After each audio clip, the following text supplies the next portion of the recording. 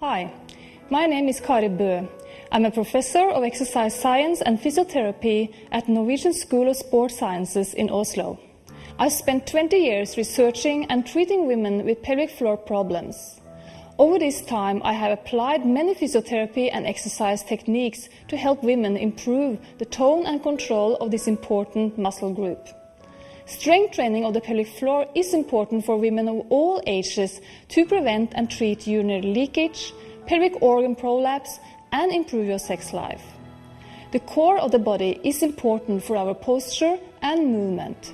It includes the respiratory diaphragm on the top, the abdominal muscles in the front, the muscles of the spine in the back, and the pelvic floor at the bottom. Collectively, the core muscles are important for the stability of the spine, for posture and movement.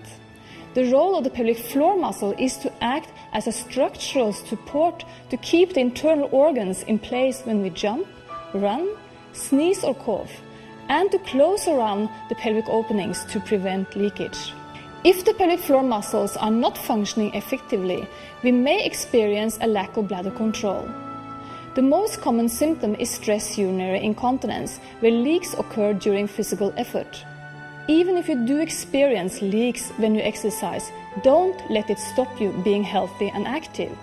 Choose activities which don't involve running and jumping while you are following this training program. Today, I want to teach you 2 techniques to improve bladder control.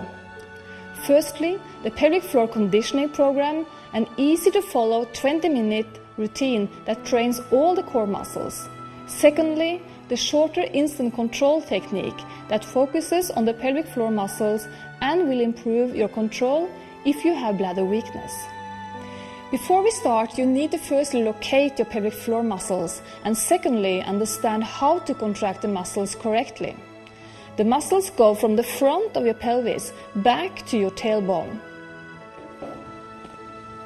Firstly, sit on an armrest or on the edge of a table with your legs apart and try to lift the skin underneath the pelvis upwards without moving the pelvis.